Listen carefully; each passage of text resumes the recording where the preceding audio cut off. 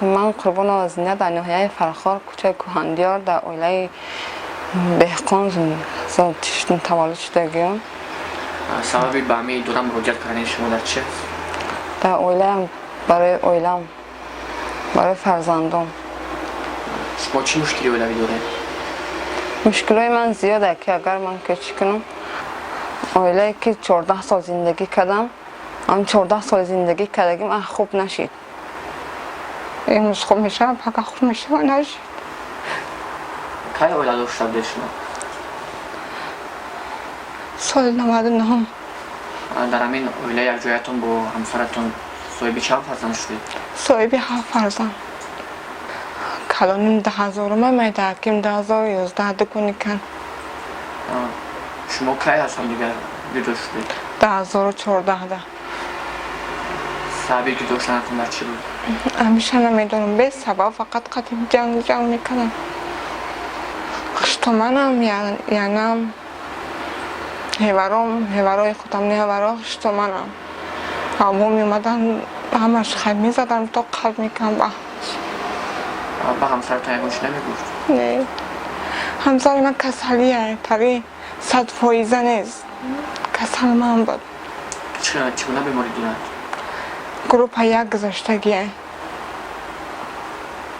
نکم کسلش نگه نکردم زندگی کم به خاطر فرزندم. نگاهی میکرده شما همسرتون؟ ها اینقدر نگه میکردم. همسرتون هم یکون فشار میآورد به شما؟ نه اول نمیکرد. اول پشت من میگرد بعد که جنگ چی شد بعد میزده کمون. جنگ و جنجالش بسیار شد. همه کسایش خودم طاقه بودم. خشتمانم خسرم قیسم گرم. هیورای خشتمانم همش میومدن گفتی باز دوری میکنم بس هم. با همین یکون لحظه همون مناقشه که با همسر رو تو میکرده اصلا برای چی بود؟ سر چی شما هموشان نمیدونم نگه جنگ جنجال من نمیدونم سبب چی شد. 1 سال 2 سال 5 سال هم خیلی جنگی ما دوام داد. جنگ جنجال میکنم اول هلچه رفتم زندگی کردم. قطع فرزندم 6 ماه گفتم نه با زندگی خوب میشه که 2013 2016 ده 14 جنگ جنجال شد. 2 سال درم خونه استیم بعد هلچه رفتم جدا کردم 6 ماه که زندگیم خوب میشه که هم زندگیم خوب نشید. بعد آقلا دا جدام کردن. رئیس محله رفتم پیش رئیس محله به جماعت رفت. جماعت همه چیگام چرا ندیدن با سود رفتم نشید. با همون پدر و مادرتون نزدیکان تا یکم؟ من مادر ندارم. برادر و خواهر یکم کس نبود که دخالت کنه تو زندگیش؟ خودتون تنها بوده؟ من 3 پدرم تا اکان. با حوض همون فرزنداتون در کجا زندگی میکنید؟ حوض فرزندم من در آقلا که زندگی میکنم گلاکام همش کسالی شد. گلاکام ماندم برو آمدم زندگی زورم اومد. شرایط خوردن نداشتم. حوض فرزندم در دستی پدرش هر روز تلفن میکنه جنگ میکنه قطعی میگه بیا بگی بر کودکات همه زن میگیرم.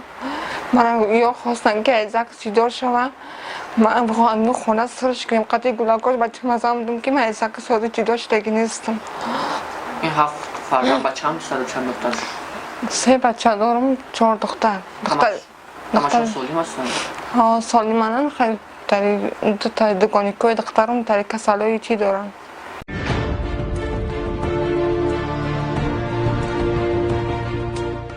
وقتی که بسیار مراجعت کردن که تو شما اونجا تو شایدتون یکم تاش چرا ندید نه سود نه جماعت نه رئیسی محل یکم تاش چرا ندیدن. رو میرم پیشون میگن میام وزیم شما را این قفای شما میام نیومدن.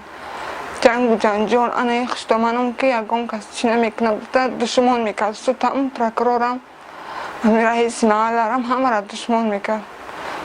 همین صاحبی قدر بدبینی و مناقشه های اولوی شما شوهرتان برای چی بود همین اصلا؟ بسیار حقارت چی میکرد میگفتم خیلی نه با زندگیم خوب میشه و 5 سال تا خط کردم که نشید. و اخیراً از همسرتان کی داشته کدام سال بود؟ هم 2014 جنگ و جنجال سر شد. 2017 دبر اومدم. 2017 بر اومدم خونه اپم اومدم که اپم خیلی شطوره به زندگی خچه همش اکوام هم باید با بعدتر شما با شوهر برآمدید با کدام سال بود؟ سال 2019 در که ما 46 کار میکنم بند در کوچه بود ما جای کار برآمدم حاضر در طرف یک ساعت یک کار میکنم از ساعت 8 تا ساعت 5 ولی که خیلی 40 سامانه با زور میشوه من خودم من هیلم چی میکنم سلامتی خودم خوب نیست ادختا چه کسالی دارم قطیمه سیم 11 مقدم موندگیه روز که در کوچکی موندم من مردک دیده که بشاوده که ببین قدیمه بیسته در این ترویکا در کار میکنه در کدام محله؟ سرافشانده این روز دیگه بین خونه ها در ندارن یکی که زورم ماما کشش نماندم روزش شد که هم بینون آموندم روزش شد که گفتی با هیچی نیفتم بخورم با خونه یک کم میرفتم میگفت که جوازی هم نیسته که من ترا آورد بگم هر روز بعد همین دوشنبه آمده؟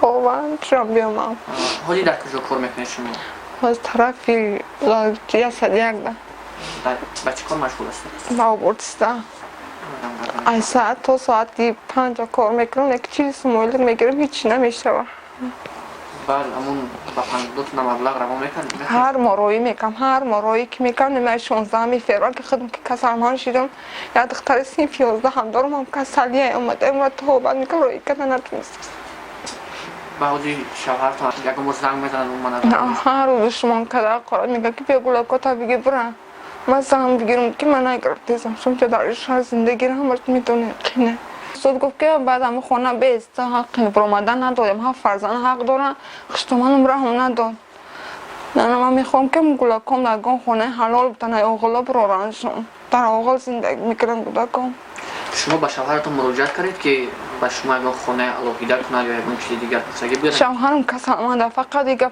خسرم رالده بازی میکنم من خسرم یکا مایده از سر درونه کیسه میگه نه گلکاش باتیم برارن گلکام همش بی سواد موندگیه مکتب نمیرون با چی کار مشغول هستن خودم اونجا؟ احوالشون چقدر سوزید؟ احوال در عذابن در کجا زندگی میکنن؟